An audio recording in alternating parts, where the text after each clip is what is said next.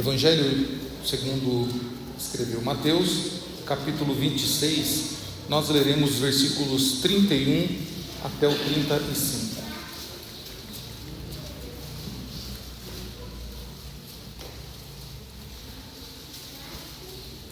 Evangelho de Mateus, capítulo 26, versículos 31 até o 35.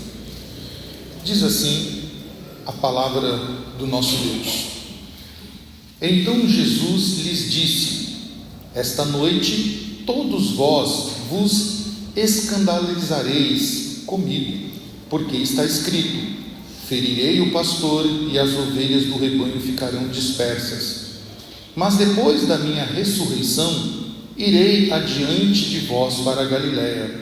Disse-lhe Pedro: ainda que venhas a ser um tropeço para todos, nunca o serás para mim.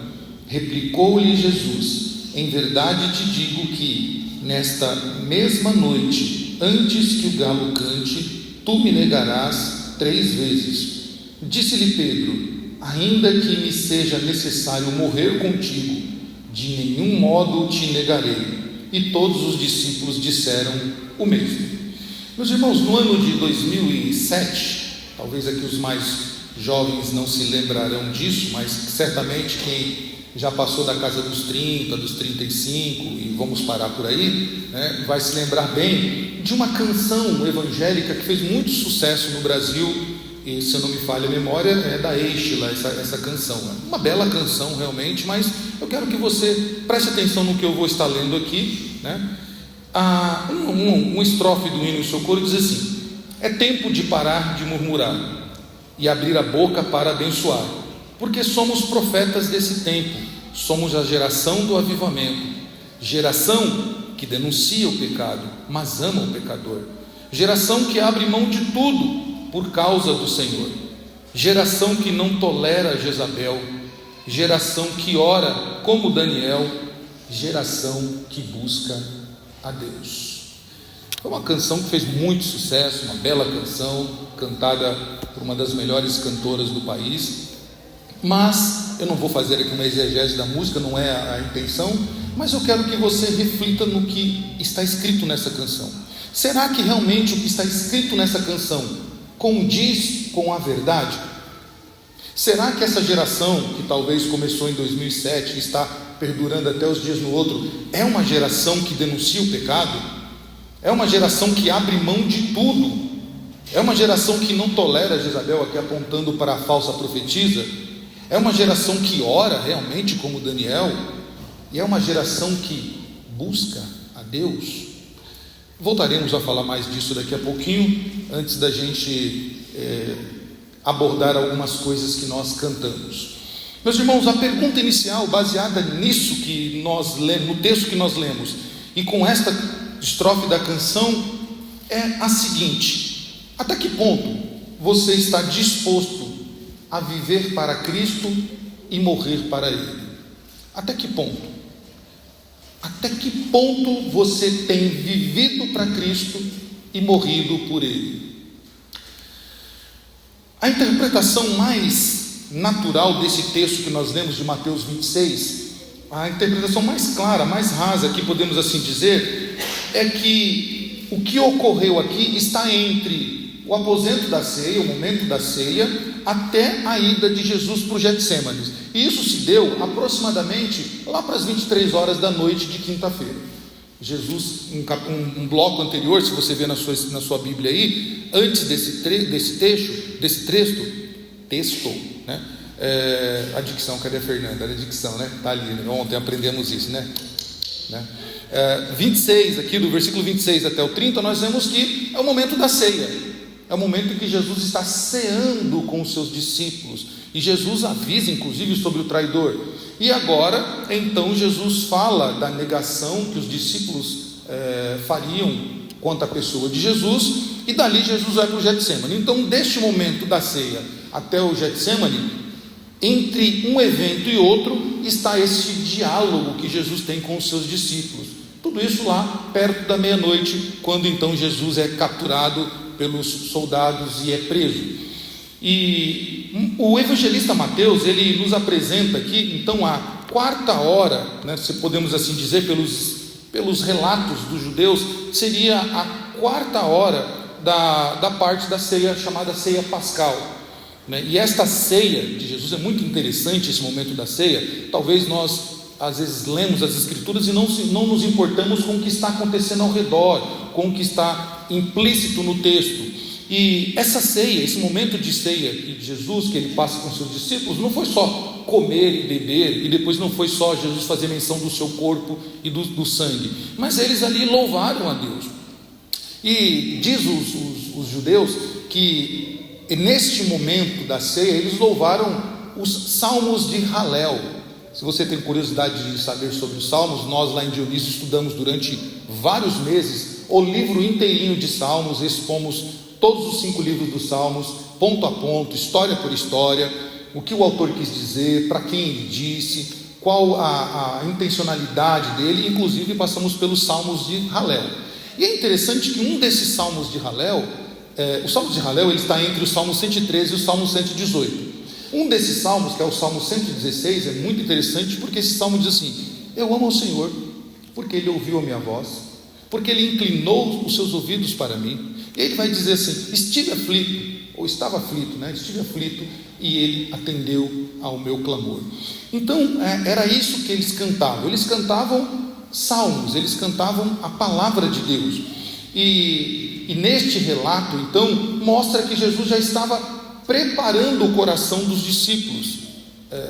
Os salmos de Halel, se você for observar bem eles, são salmos de adoração, são salmos que invocam a pessoa do Senhor Deus e o livramento que Deus dera ao seu povo. Então Jesus prepara eles na ceia, avisando tudo o que iria acontecer, e então o evangelista Mateus, ele narra os versículos que nós vemos, que nós acabamos de ler. E é interessante que Mateus, ele coloca aqui que Jesus diz que os discípulos se escandalizariam, né? E se escandalizariam do Senhor. Nós vamos abordar bem o que Mateus está dizendo aqui, que significa rasamente que todos eles abandonariam Jesus. Aqueles que acabaram de cantar os salmos de Halel, com muita alegria, com muita festa, com muita comida, eles acabaram de cantar os salmos de Halel, e agora Jesus está dizendo: vocês vão me abandonar. Vocês acabaram de cantar me adorando e vão me abandonar. E o que está acontecendo aqui, Jesus está querendo mostrar a eles que as profecias precisam se cumprir. Aquilo que está dentro do projeto de Deus, dentro do plano de Deus, precisa acontecer. E é justamente o que o evangelista cita aqui, está lá em Zacarias capítulo 13, que é este trecho que nós lemos, quando o profeta já profetizando acerca da vinda do Messias, ele diz que: desperta, ó espada, contra o seu pastor e contra o homem que é meu companheiro, diz o Senhor dos exércitos, fere o pastor e as ovelhas ficarão dispersas. Então Jesus está dizendo: é preciso se cumprir as escrituras. Nós vamos ver que Pedro certa vez disse assim: Senhor, não vamos para lá, porque não vamos deixar que o Senhor morra não. O que Jesus disse para Pedro? Afasta-te de mim, Satanás. Porque Pedro estava sendo possuído ou tomado ali por um espírito maligno para impedir que Cristo cumpra o propósito de Deus Pai. Embora nós aprendemos isso na teologia, que a responsabilidade da morte de Cristo foi atribuída aos homens, todos aqueles personagens, de Pilatos, a Anás, a Caifás, aos judeus, aos acusadores, às falsas testemunhas, mas no sentido da soberania de Deus, foi Deus quem entregou Jesus, foi Deus quem deu Jesus. E o próprio Cristo disse isso: ninguém tira a minha vida, eu mesmo a dou. Então precisava se cumprir as escrituras, e Jesus está dizendo para eles isso: vocês vão me abandonar, vocês vão me deixar, porque precisa se cumprir o que está escrito.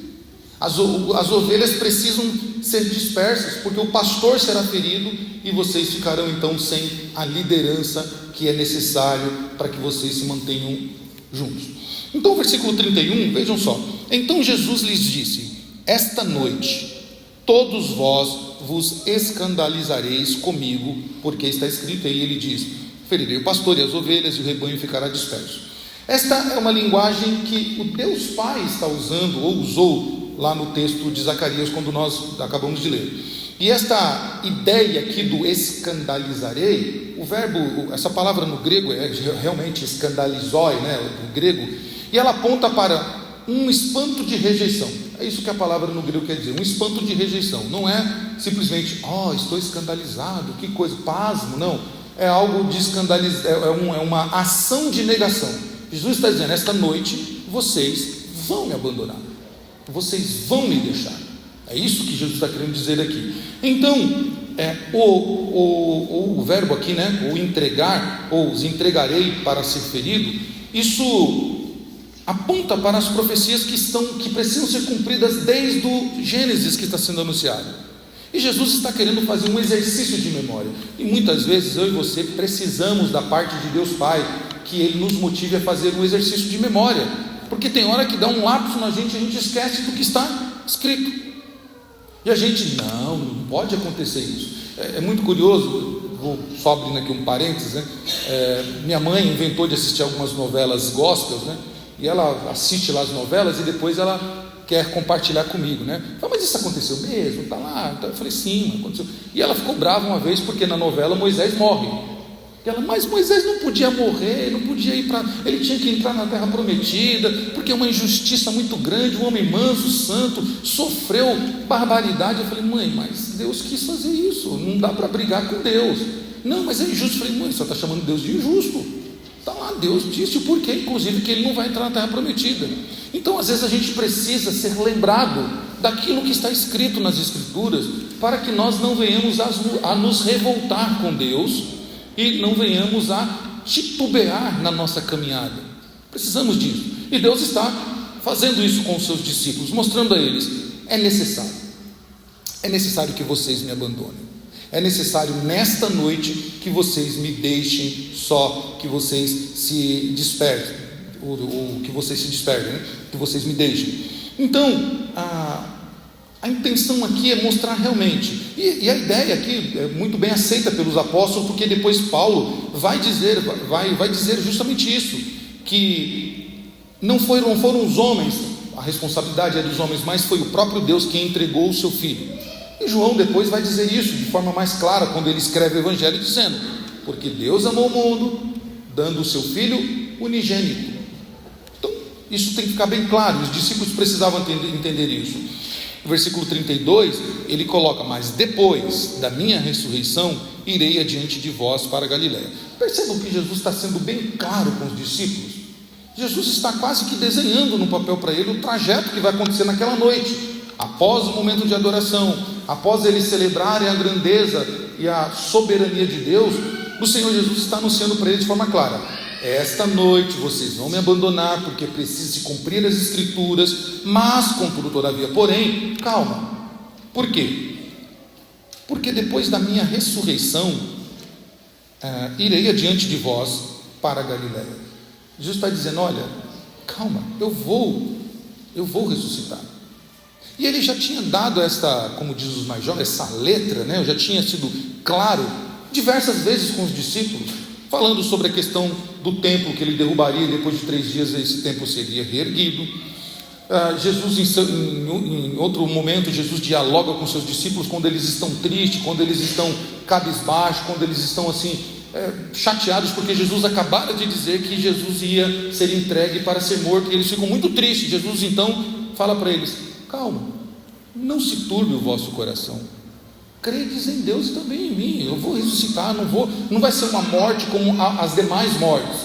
Essa morte será uma morte para se cumprir a profecia, para se cumprir as Escrituras, para que aquilo que João, o meu preceptor, aquele que veio antes de mim, que preparou o caminho, dizendo que eu sou o Cordeiro de Deus que tira o pecado do mundo, então o Cordeiro precisa morrer, o sacrifício perfeito precisa ser feito, para que vocês tenham o quê? Salvação, para que os nossos pecados sejam perdoados, para que sejamos purificados e o nosso pecado seja então anulado, ou seja, pago por alguém. É necessário isso.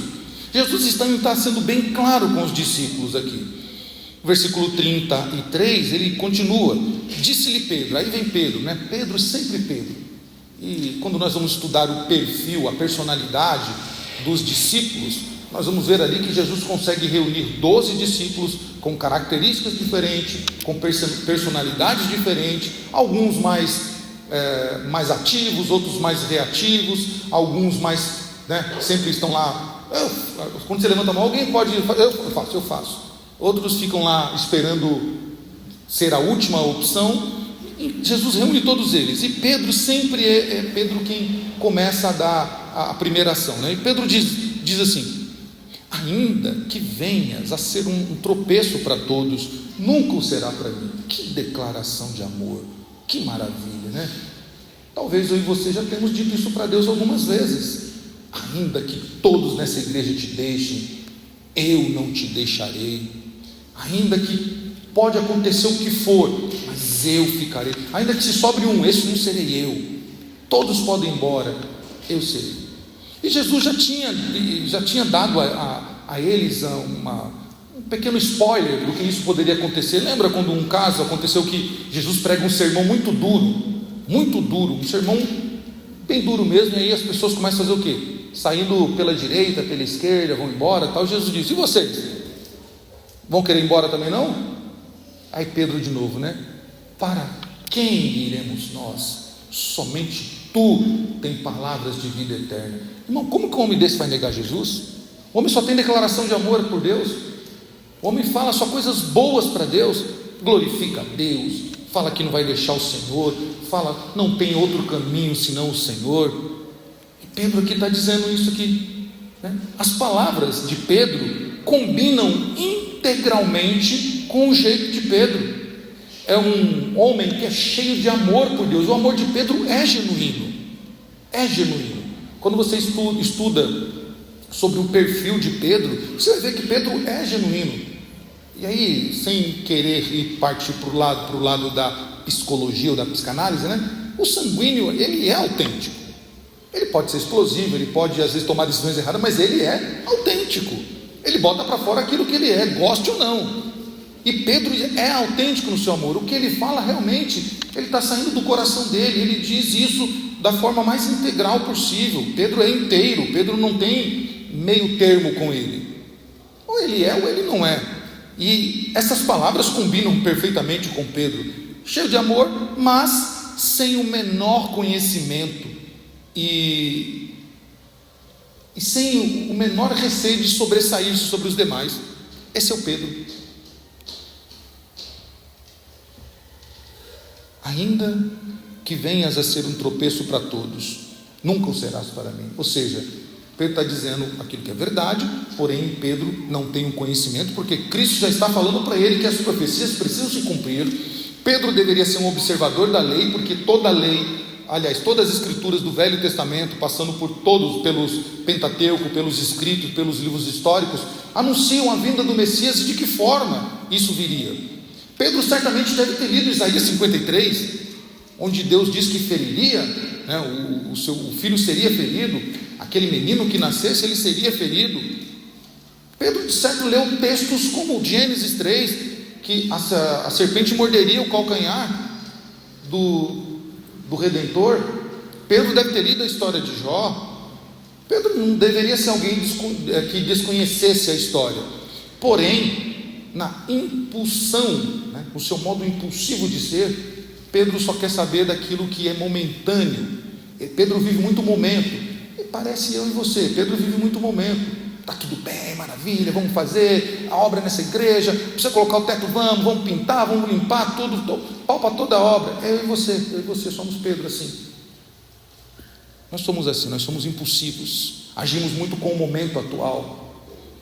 Só que Pedro, assim como eu e você, tem um pouco de desconhecimento acerca daquilo que deveria ser conhecido por nós, e não só conhecido, mas guardado no coração para ser praticado.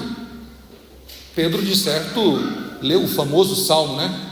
Escondi a tua palavra no meu coração para eu não pecar contra ti. Que bonito, né, irmãos? Quem dera que fosse verdade, né? Mas quem dera que isso fosse praticado por nós. Pedro leu isso. Pedro deve ter lido também no Salmo, deve ter cantado nas suas canções, né? Que a lâmpada para os teus pés, a tua palavra é lâmpada para os meus pés e luz para o meu caminho. Então Pedro, ele é uma pessoa que mostra que ele não tem o conhecimento, não pratica o conhecimento adquirido, como todo judeu era ensinado. E Pedro ainda tem um probleminha que precisa ser tratado. Ele quer se sobressair sobre os demais. Ainda que todos podem te negar. Porque todos até tem perfil, eu acho que até Mateus é o mais propício para pecar. Eu não boto muita fé no Felipe, Natanael, o Tomé então, o Tomé, pelo amor de Deus, o Tomé vai ser o primeiro a te negar. Imagina as resenhas lá. Então ele coloca assim: eu não, eu sou fiel ao Senhor, né? Fiel Senhor, fiel até o fim, né? Eu sou o adorador do Senhor, eu sou o mais íntegro. Esse é o grande problema de Pedro. E é interessante que Pedro persiste na sua contradição. Apesar das afirmações exatas de Jesus sobre o momento que ele ia trair, Jesus diz isso mais abaixo, né? Olha só, Jesus responde: em verdade, te digo que nesta mesma noite, antes que o galo cante, tu me negarás 3 vezes. Ainda que Jesus mostre isso para ele de forma clara, provocando Pedro, para que Pedro refletisse, para que Pedro entendesse o que estava pronto para prestes a acontecer. Era um evento que iria marcar a vida deles, era um evento que ia marcar a história do mundo, era um evento que ia mudar vidas. Pedro então está preocupado somente com o quê? A sua autoafirmação. Não, Deus, eu sou o adorador do Senhor, de jeito nenhum vou negar ao Senhor. Jesus mostra isso para ele: Pedro, presta atenção, Pedro, olha o que está acontecendo aqui. E Pedro, Jesus provocando isso em Pedro deixou de prestar atenção na palavra de Deus, trazendo para si um problema bem pior. E esse discurso de Jesus, de Pedro, ele foi muito presunçoso, não apenas por ele demonstrar de forma muito autêntica e clara a sua autoconfiança que ele sempre exibia, mas também porque era uma contradição clara do que o mestre acabara de dizer para ele. Olha o que Cristo tinha dito antes dele dizer que não te abandono. Jesus disse no versículo 31: esta noite todos vocês me abandonarão, todos vocês ficarão ofendidos por mim nesta noite, todos vocês me deixarão. Mas Pedro acaba fechando seus ouvidos, está cego por causa da autoafirmação, por causa de querer sobressair. Pedro pensou, ou Pedro se achou, ou entendeu que sabia mais do que o próprio Cristo. O Cristo está dizendo para ele o que vai acontecer. Pedro: não, Jesus, espera lá, o senhor talvez não esteja informado sobre a minha pessoa, talvez o senhor não entendeu que eu sou o membro mais antigo dessa igreja, talvez o senhor não entendeu que eu sou a pessoa que mais trabalha nessa igreja. Eu não, de jeito nenhum eu vou voltar o meu pé, de maneira alguma eu vou deixar de avançar. Eu não, todos podem, mas eu não. Eu sou o primeiro cantor do grupo, quando aqui tinha, não tinha nem esse espaço, era lá na frente, tudo. Então eu estou aqui e daqui eu não arredo. Pedro pensou que sabia mais do que Jesus. Jesus está dizendo: Pedro, vai acontecer. As profecias dizem, e a palavra de Deus encarnada está dizendo ali o que vai acontecer. E Pedro então está muito preso na sua autoconfiança. Versículo 34 nos mostra então que Jesus replica isso para Pedro, dizendo que Pedro estava inclusive errado sobre o que ele achava, o que ele conhecia de si próprio. Isso é muito interessante, irmãos. Quando nós olhamos para a Escritura de uma maneira geral, a Escritura ela nos revela aquilo que nós achamos que não somos, mas de fato somos. Por quê? Se você for fazer uma entrevista com você mesmo, faça, que é muito bom, viu? Faça uma entrevista com você mesmo. Você vai ver, como a Simone nos trouxe ontem lá para preencher, então você vai fazendo análise de alguém, é fácil. Se analisar a palestra é fácil. Foi bem, a oratória foi bem, a retórica foi ótima, a aplicação foi bom, o uso do material. Fazer uma análise do outro é muito fácil. Tento fazer de você. Eu não sou assim, eu vou colocar aqui que eu sou uma pessoa legal. Eu não sou uma pessoa legal. Se eu não me achar legal, quem aqui vai me achar? Eu sou uma pessoa que eu falo bem. Não sou um pregador, não sou um cantor, mas eu falo bem. Imagina que eu falo mal. E você vai ver que a lista de boas coisas sua vai se sobressair. Talvez você vai colocar uma coisinha ou outra, porque seu marido, teu filho, sei lá, o teu amigo fala muito, e você então quer dar crédito porque ele fala, mas lá no fundo você não se acha assim. Alguém acha que é chato aqui? Não. Mas de certo você já ouviu alguém falar assim: mas você é chato, hein? Poxa vida, como você é chato. E você até aceita, mas no fundo fala: eu não, eu sou verdadeiro, eu sou autêntico, eu falo a verdade, né? A gente muda o contexto, a gente muda a análise da pessoa. A pessoa diz: olha, você precisa melhorar. Eu falo: não, eu falo a verdade, como se todos falassem mentira, e você está dizendo: todos falam mentira, eu falo a verdade. Então Pedro, ele precisaria fazer uma análise dele mesmo, porque Cristo está dizendo: Pedro, você não se conhece, ponto, você não se conhece. Eu estou dizendo que esta noite você vai me negar, e isso vai acontecer. Então eu vou dizer para você de que forma vai acontecer. Antes que o galo cante, 3 vezes você me negará. E o evangelista Marcos, no seu evangelho, Marcos ele traz de forma mais exata este acontecimento. Marcos diz assim: antes que o galo cante 2 vezes, 3 vezes me negará. Então a primeira negação de Pedro, segundo os analistas do texto, diz que ela aconteceu por volta das 3 horas do período lá, né? 3 horas, por volta das 3 horas da manhã. O fato, né, de acontecerem 2 gritos distintos, ou 2 toques distintos do galo, e vamos explicar o que é galo aqui, já deveria ser uma advertência para Pedro. Percebam, Jesus disse: antes que o galo cante, 3 vezes me negará. O galo tocou uma vez, cantou uma vez. Já não era para Pedro ficar esperto? Não era para Pedro ficar com a orelha em pé dizendo assim: molhou, e agora? Deu ruim, eu não vou nem esperar o galo cantar a segunda vez, já tem que me jogar no chão e falar: Senhor, perdão. Mas Pedro esperou o galo cantar a segunda vez. Se a primeira não foi suficiente, a segunda já não era, suficiente para Pedro dizer assim: eu estou brincando com coisa séria, deixa eu me procurar aqui, me consertar. Não, Pedro continuou no erro, porque Pedro não se conhecia. Talvez Pedro precisava ler Jeremias: maldito o homem que confia no homem e faz do seu braço a sua força.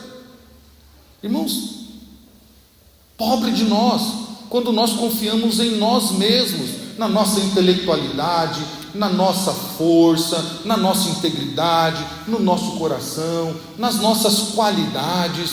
Nós somos pobres e miseráveis se pensarmos assim. Pedro, então, não foi suficiente para Pedro ouvir os toques do galo aqui cantar. Ele ainda prossegue. O canto do galo, segundo os historiadores, era uma marca reconhecida do tempo dos romanos. Era como se fosse uma trombeta que se tocava para troca da guarda. Então, quando a primeira guarda ia trocar, tocava lá uma trombeta ou um instrumento, que era a troca, e essa troca acontecia numa vigília de período de 3 horas. Então, meia-noite às 3, 3 às 6, 6 às 9, e assim consecutivamente. Então, quando Pedro ouve a trombeta trocando a troca da guarda, talvez Pedro falou assim: é a troca da guarda, não é a troca da guarda. Ele ignora a fala do mestre e se apega ao quê? A fórmula, se apega a um rito. Mas Jesus diz: Pedro, o que vai acontecer com você está associado a isso, para que você veja o quanto você não se conhece e o quanto você precisa mudar. E então isso acontece. O versículo 35, Jesus finaliza aqui esse diálogo com Pedro, ou Mateus finaliza aqui o diálogo dizendo assim: disse-lhe Pedro, e aí vem Pedro de novo, né? Então Jesus diz: vocês vão me deixar?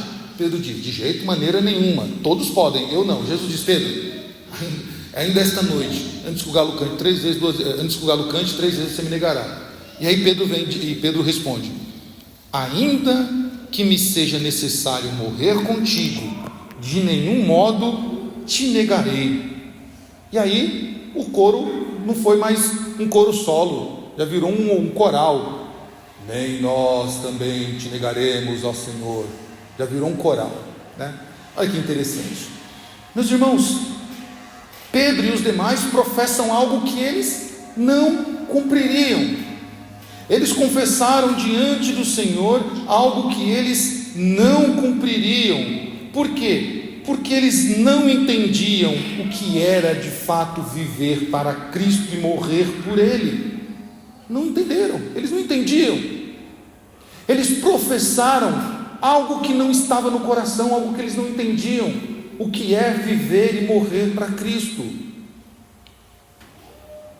Esse coral de declaração aqui foi apenas uma verbalização, baseada no momento, baseada em sentimento, baseado pelas emoções que estão aflorando ali naquele instante. A profissão de fé deles eram superficiais e moldadas por emoção e não por crerem de fato que Jesus era Deus.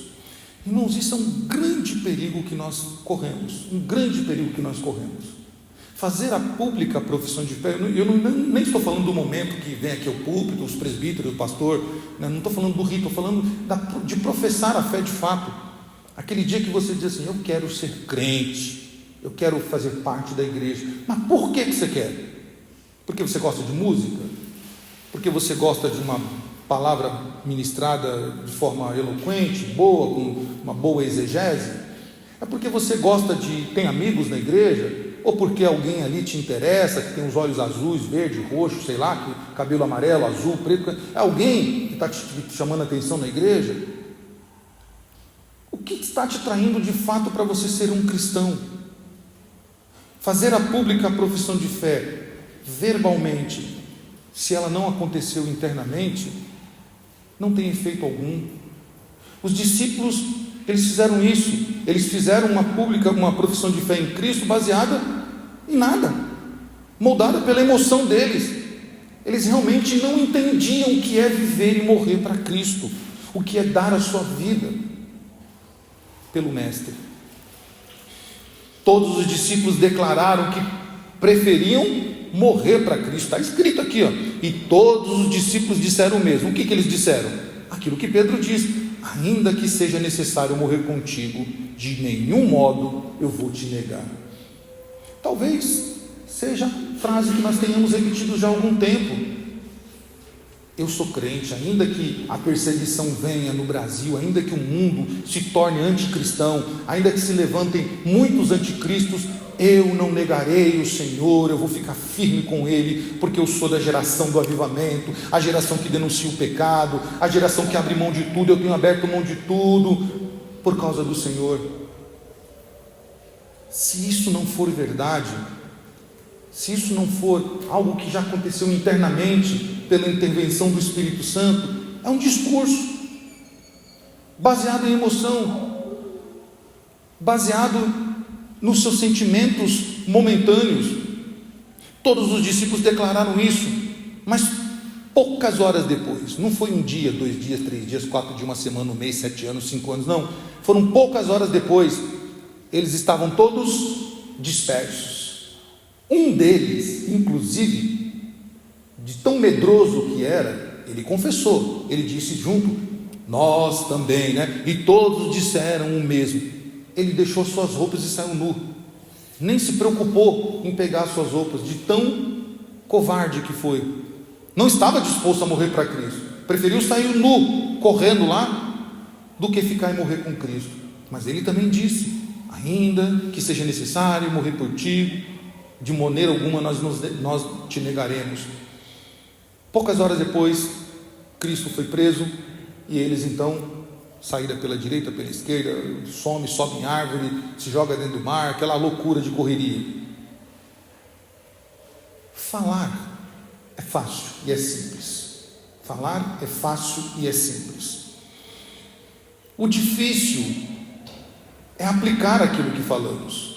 É fácil confessar que somos fiéis a Cristo, porém a nossa afirmação, ela só é válida quando ela é posta à prova, sobre cruéis perseguições, sobre cruéis provações. E aí a pergunta que você vai fazer para você, medite nela: a sua fé tem sido essa fé forte, essa fé que realmente te impulsiona a suportar tudo por amor a Cristo? Você tem vivido realmente uma vida de entrega ao Senhor? Será que o que você tem vivido é bastante para suportar uma intensa provação ou uma intensa perseguição por causa do seu Senhor? Meus irmãos, este mundo, ele está se desenhando, ou está desenhando-se nesse mundo, a volta do nosso Senhor. E não adianta a gente cantar, né, hinos bonitos, oh aleluia, ele voltará, oh aleluia, né, para me buscar, cantar, se alegrar, fazer gestos, e realmente isso não é uma verdade para nós. Nós estamos chegando próximo do grande dia glorioso, o dia da volta de Cristo. Mas Ele vai buscar os eleitos dele, aqueles por quem Cristo morreu, aqueles que estavam dispostos a morrer por Cristo, aqueles que não colocaram o seu coração nesta vida, aqueles que fizeram da sua vida a vida de Cristo, aqueles que de fato passaram pelas provações e deram glórias a Deus. Meus irmãos, uma rápida conclusão: a nossa fé não pode estar fundamentada em emoções ou simplesmente gostar de Jesus. Não pode. Se essa tem sido a sua fé, jovem, adolescente, os mais adultos e experimentados, se a sua fé até hoje tem sido fundamentada em emoções ou simplesmente porque você gosta de Jesus, corra para o joelho urgentemente, peça perdão a Deus e fala: Senhor, até hoje eu não tenho vivido uma fé autêntica, até hoje eu tenho frequentado essa igreja, tenho sentado nessas cadeiras, porque eu gosto de estar na igreja, é gostoso, eu tenho amigos, eu gosto do pastor, eu gosto dos presbíteros, acho demais o grupo de louvor, eu tenho atrativos lá, é uma igreja dinâmica, uma igreja, sabe, que tem bastante recursos, mas isso não é suficiente para você estar aqui.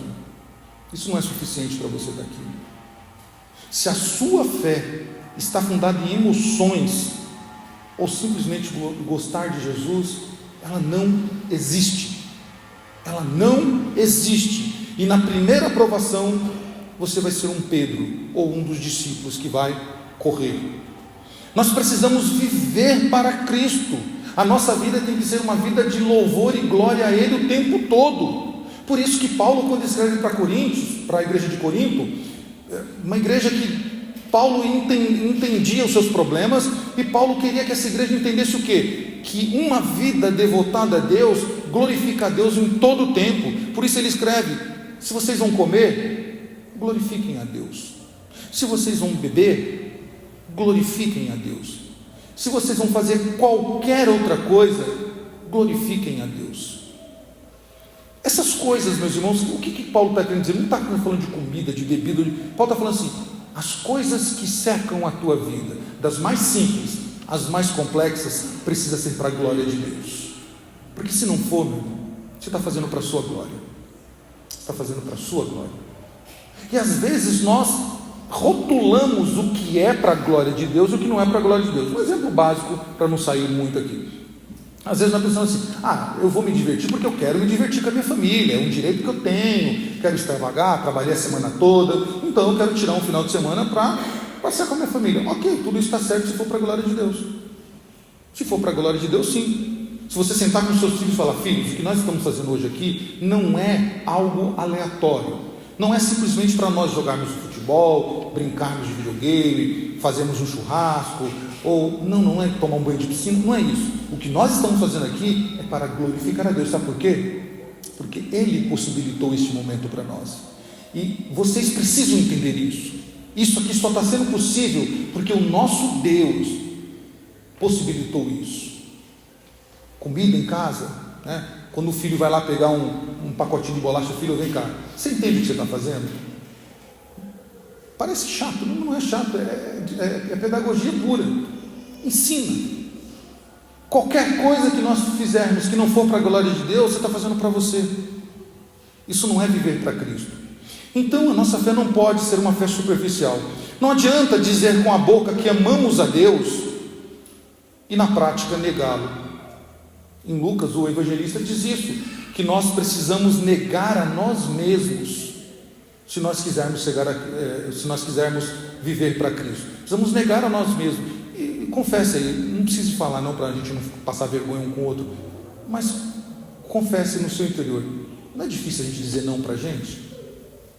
Não é difícil a gente negar a nós mesmos, porque nós queremos fazer a nossa vontade. Nós vivemos para fazer a nossa vontade. Então todos os nossos planos, inclusive o uso possessivo, né, do verbo é nosso, né? A gente usa sempre o nosso, o meu. A gente fazemos os nossos planos, traçamos os nossos projetos. Irmãos, quando a gente olha para a história da igreja, nós vemos que os crentes do passado, eles não davam um passo, como diz aquele hino, né? Não posso dar um passo sem Ti, Senhor Jesus. Realmente, não adianta confessar com a boca, se na prática a gente vive para nós, vivemos para pessoas, vivemos para estruturas. Quer ver um grande erro nosso, quando nós achamos que estamos servindo a Deus, é quando nós nos dedicamos à igreja. Então, você tem aquela pessoa que ela está na igreja quase que 24 horas, se pudesse ela morava na igreja, ela faz tudo, ela arruma, ela faz tudo, e isso é visto como espiritualidade, como servir a Deus. Se realmente aquilo que é feito para Deus, ok, está valendo. Mas muitas vezes a pessoa faz aquilo porque ela gosta de estar na igreja, ela gosta de ser útil, e não tem nada errado em ser útil, em gostar. Só que esse gostar e esse ser útil precisa ser para Deus, para a glória de Deus, precisa ser para Ele. Então precisamos tomar cuidado com aquilo que nós dizemos, com aquilo que nós fazemos. O escritor aos Hebreus, escrevendo no capítulo 10, ele nos alerta o cuidado de retrocedermos na fé. E é um perigo, e é por isso que a nossa fé não deve ser superficial, porque em algum momento, se ela não estiver firmada em Cristo, na rocha que é o Senhor, nós vamos retroceder. E é por isso que muitos crentes vivem num eletrocardiograma espiritual. Hoje crente, hoje não. Hoje crente, hoje não. Hoje crente, hoje não, hoje sim, hoje não. E fica assim, numa gangorra. Por quê? Porque as pequenas coisas que acontecem no relacionamento interno fazem com que ele se esfrie. E aí quando você vai conversar, por que você não está vindo para a igreja? Por que você não está mais frequentando? Estou chateado, Samuel falou um negócio lá que eu não gostei, disse que eu não era crente, tudo, né?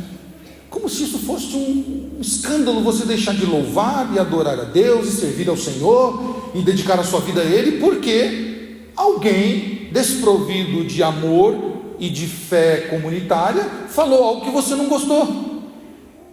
E eu vou te dar uma péssima notícia. Isso vai acontecer muitas vezes. Enquanto você fizer parte de uma comunidade, seja dentro de uma igreja, isso vai acontecer. Você vai ouvir muitas vezes gente desprovida de amor cristão e de fé te chatear, falando coisas que você não gostaria de ouvir. Mas eu gosto muito de Neemias, porque Neemias ele é um camarada que entende o que é servir a Deus. Neemias, quando os adversários vêm tentar desanimá-lo, o que ele diz? Eu não posso dar ouvido, eu não tenho tempo para você, porque eu tenho uma obra e não posso parar. É assim que nós devemos ser.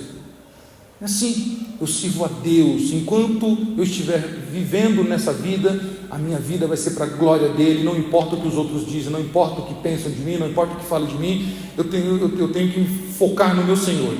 Avançando aqui, irmãos, então nós devemos cantar e nos alegrar nos cultos de louvor e adoração para Deus. Tudo que nós fizermos na igreja é para o Senhor. Irmãos, quando nós adoramos a Deus e louvamos, nós precisamos saber o que nós estamos fazendo. O louvor é uma palavra cantada. E diga-se de passagem, nós tivemos aqui 3 louvores maravilhosos, bem cantados, bem tocados pelo grupo de louvor, né? Simone, Suelen e Monielle, de forma muito objetiva e clara, nos trouxeram a palavra de Deus cantada, de uma forma harmônica e teológica. Mas eu preciso saber o que eu estou cantando. Porque se eu não souber o que eu estou cantando, eu estou fazendo o quê? Vivendo uma superficialidade. E olha que interessante, né? O texto nos diz que Jesus, antes desse diálogo, Jesus estava na ceia cantando com seus discípulos, como eu disse, os salmos de Halel. E esses salmos eram cantados por ele de forma alegre, mas quem está direcionando o louvor, quem está na frente do louvor, é Jesus. E ele sabe que daqui a pouco ele vai morrer, ele vai ser preso e vai morrer. Você cantaria sabendo que a sua hora é chegada? Jesus está cantando com seus discípulos, comendo, adorando a Deus, cantando os salmos que invocam a grandeza, a soberania de Deus, mas ele sabe que daqui a pouco os seus amigos que estão comendo com ele, que estão se alegrando com ele, vão negá-lo, uma das pessoas que ele mais gosta vai traí-lo, que ele chama de amigo, ele será abandonado pelos seus seguidores, e a cruz está esperando ele. Como cantar a Deus assim? Como cantar depois de apanhar publicamente e ser preso, trancafiado com correntes, e lá depois, perto da meia-noite, quando o calo está doendo, as correntes estão apertando, depois de uma surra, uma vergonha pública, Paulo e Silas entoam louvor a Deus. Que coisa, né? Que coisa. Como eu vou louvar a Deus? Falaram mal de mim? Que isso? Falaram que eu canto ruim? Falaram que eu sou muito faltoso? Paulo e Silas apanharam publicamente e louvaram a Deus. É difícil, né? Louvar a Deus nessa situação, né? John Hus, se você nunca ouviu falar de John Hus, eu aconselho você a ler sobre John Hus. John Hus foi um reformador da Boêmia, um pré-reformador da Boêmia, antes de se instituir a reforma protestante. A antiga Tchecoslováquia, os mais novos não vão saber que existiu, mas um dia existiu um país chamado Tchecoslováquia, né, que hoje é a República Tcheca e a Eslováquia. E John Hus era um pregador muito voltado para as Escrituras, que acabou atraindo para si perseguição ferrenha da igreja predominante. E então ele foi condenado à fogueira. Foi condenado à fogueira porque ele não voltou atrás, ele não negou o seu Senhor, ele não abriu mão das verdades do Evangelho. Foi colocado na fogueira. Enquanto a fogueira ia acendendo, ele ia cantando. Quem canta com a fogueira ardendo ali, queimando tudo ali? Quem canta? Realmente é difícil ser crente hoje, né? Muita perseguição, muita luta, muito descontentamento, muito desconforto para nós, né? John Hus morreu queimado cantando. Lutero, quando compôs o hino que a gente canta tão maravilhosamente, Castelo forte é o nosso Deus, e a gente canta rindo, não é? Não rindo debochando, mas a gente canta alegre, a gente canta, né, com voz aguda, voz... Mas esse hino foi escrito quando este homem estava trancafiado num castelo, sem poder sair, porque a sua cabeça estava sendo procurada. Como? Castelo forte é nosso Deus, escudo e fortaleza, e você está preso num castelo? Não parece uma incoerência? Lutero está ali, louvando a Deus.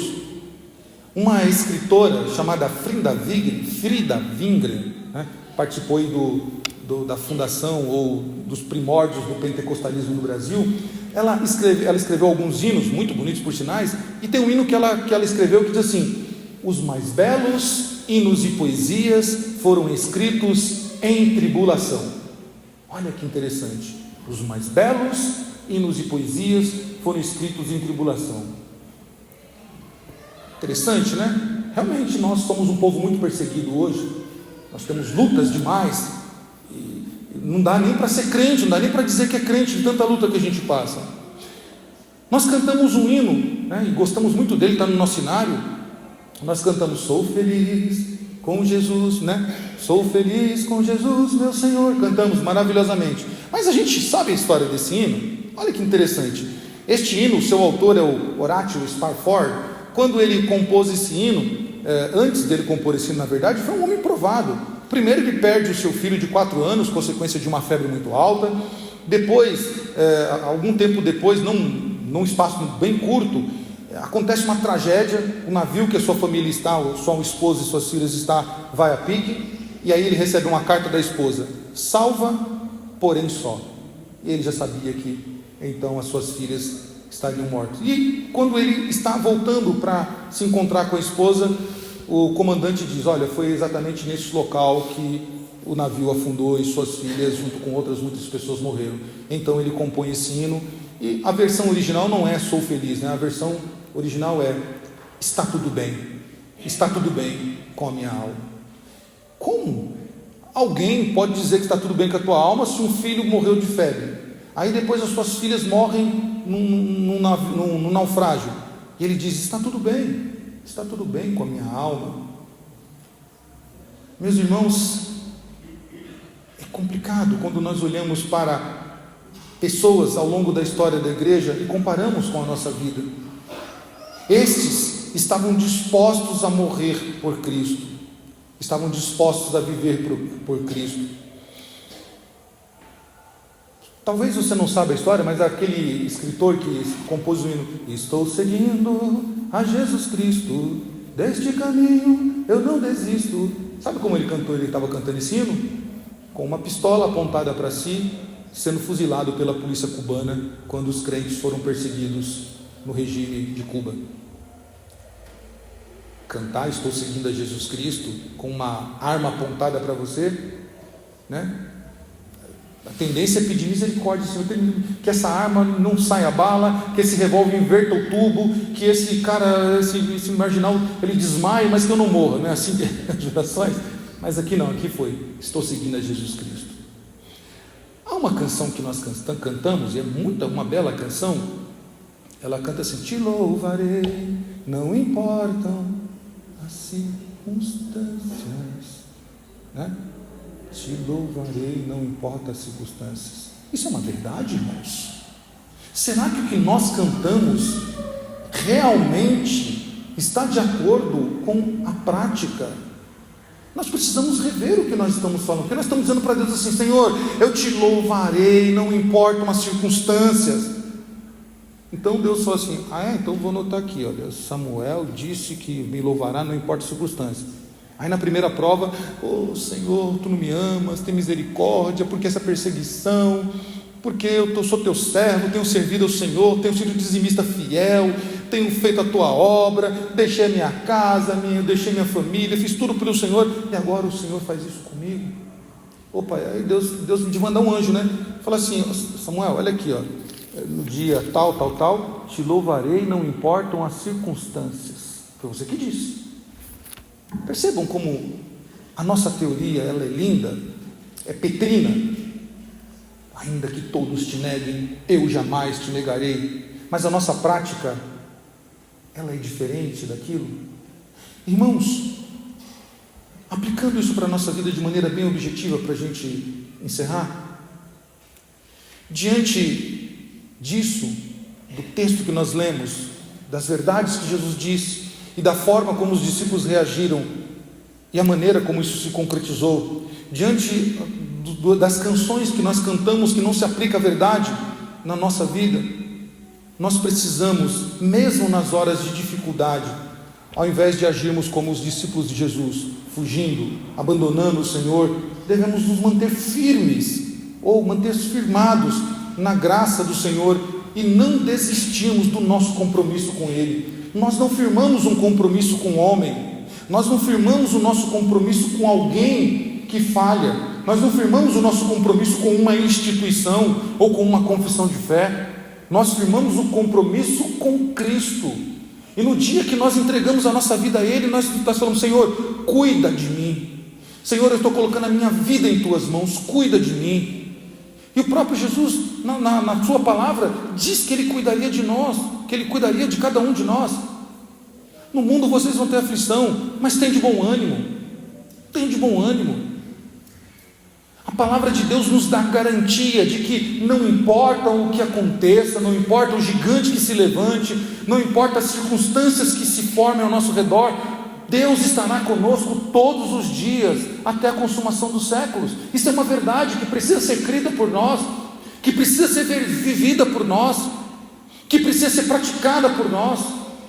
Então eu não tenho que me importar com as coisas periféricas, eu não tenho que me importar com os gigantes que se levantam, eu não tenho que me preocupar com as vozes contrárias, eu tenho que me focar naquilo que Cristo falou na sua palavra, e dizer, Senhor, a luta está grande, os desafios são pesados, as minhas forças estão quase esmorecendo, mas eu confio no Senhor, e eu sei que segundo a sua vontade, o Senhor vai conduzir a minha vida para o louvor e a glória do teu santo nome. Firme-se, irmãos, devemos confiar completamente em Deus, que controla e escreve a história de forma antecipada. Apocalipse nos dá garantia de que a história da nossa vida, do povo de Deus, não termina em ruínas, não termina em marasmos, mas termina com o povo de Deus entrando no jardim. e celebrando a eternidade com o Senhor. O Senhor nos conhece, Ele conhece a nossa história coletiva e a nossa história particular, e Ele sabe do que nós precisamos para nos manter firmes. Ele sabe até que ponto nós podemos suportar provações. Certamente isso da palavra de Deus faz verdade, ou é verdade em nossa vida. Quando o salmista, no Salmo 138, ele escreve esta bela canção e ele diz: o que a mim concerne, o Senhor levará a bom termo, porque a sua misericórdia, ó Senhor, dura para sempre. Adoremos a Deus de verdade, reconhecendo quem Ele é. Louvemos ao Senhor pelo que Ele tem feito em nossa vida. E não importa o que aconteceu, não importa o que aconteça. Como conseguiu, não é? Projeta para nós, por favor. Nós cantamos isso hoje e nós precisamos viver o que nós cantamos aqui nessa noite. Porque se nós não vivemos o que cantamos nessa noite, a nossa vinda neste culto será vã. Olha o que nós cantamos que será projetado aqui, o louvor 2, o coro. É uma verdade que nós precisamos viver. Porque senão, nós viemos, entramos por essas portas, ouvimos sons, ouvimos instrumentos e não fizemos aquilo que realmente verbalizamos ao Senhor. A canção Te Adorar, olha só, a próxima estrofe. O próximo. Isso, olha só o que diz, né? Só me resta te adorar. Te adorar. Eu quero te adorar, te adorar. Eu nasci para te adorar, te adorar. Eu nasci para te adorar, te adorar. E dizer que te amo, te amo, te amo. E dizer que te amo, te amo. Irmãos, isso precisa ser uma verdade. Deus ouviu nessa noite você cantando essa canção. Isso não passou em vão. Isso não entrou num ouvido de Deus e saiu no outro. O Senhor Deus e os anjos, como testemunha dele, ouviram você cantar isso nessa noite.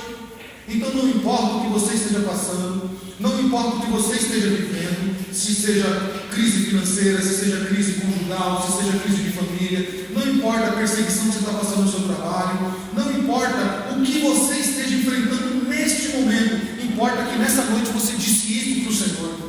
E se isso amanhã não for cumprido, meu irmão, será cobrado de você diante do tribunal de Cristo.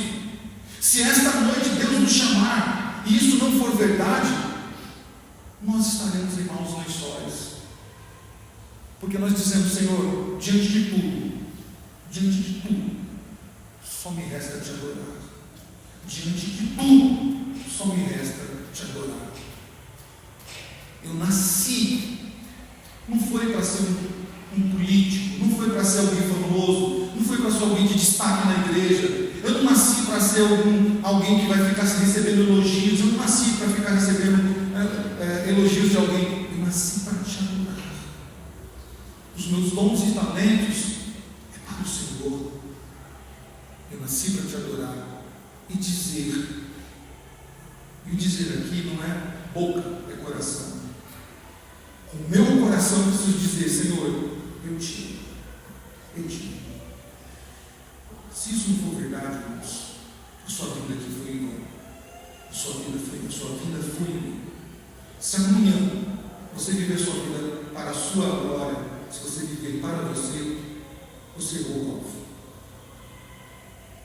Te convido nesse momento a orar e a pedir ao Senhor que, se isso não foi verdade até hoje, o Deus de misericórdia, conforme diz o salmista, que a sua misericórdia dura para sempre, Ele nessa noite quer agir com misericórdia na sua vida, na minha vida, nos dando a possibilidade de aplicar esta verdade em nossa vida, para que nós não sejamos como os apóstolos na sua primeira fase, que não entendiam o que é viver e morrer para Cristo, mas estavam preocupados com as suas vidas, e então fugiram para proteger aquilo que era mais valioso para eles. Não era Cristo, era a vida. Que a partir de hoje nós entendamos que o maior valor que você tem na vida não é a roupa que você veste, não é o carro que está te esperando lá fora, não é a casa que você vai desfrutar de bom conforto nessa noite, não é da tua conta bancária, nem está vazia, mas a sua está cheia, não é disso. Mas o seu maior, nosso maior patrimônio, nosso maior valor, aquilo que nós não negociamos, não abrimos mão, não queremos nem ouvir nada contrário, é o Senhor, o nosso Senhor, que morreu na cruz para nos salvar. Senhor nosso Deus, louvado seja o teu santo nome, Pai, pela tua palavra, que nos ajuda a entender, Senhor, quem somos, que nos revela, Senhor, que somos seres que muitas vezes agimos pela emoção, agimos pela superficialidade, de não entender o que é viver e morrer pelo Senhor. Pai querido, fortalece-nos pela tua palavra, fortalece-nos, Senhor, em Cristo, para que, se até hoje, Senhor, não temos praticado o Evangelho, que possamos praticar, Senhor, que possamos viver como a tua palavra requer que nós vivamos. Como diz, como foi lido nesta noite, se nós já morremos para Cristo, nós não temos que nos submeter às coisas deste mundo. Que nós possamos ser testemunhas, Senhor, como foi lido também nesta noite, quando o Senhor, alertando aquela igreja, diz: eu sei que vocês estão no meio das lutas, eu sei que vocês vivem no meio da sinagoga de Satanás, mas aí tem fiéis como Antipas, que morreu por causa do meu nome. Senhor, que nós estejamos dispostos, Senhor, a perder coisas dessa vida, se for por amor a Ti. Que nós venhamos abrir mão, Senhor, de valores que são tão grandes para nós nessa vida, por causa de Ti, Senhor, por amar ao Senhor. Que realmente o que cantamos aqui nessa noite seja verdade. Que nós sejamos essa geração, Senhor, essa geração que abomina o pecado, essa geração que abre mão de tudo pelo Senhor. Que nós possamos, Senhor, a Te adorar, não importa as circunstâncias.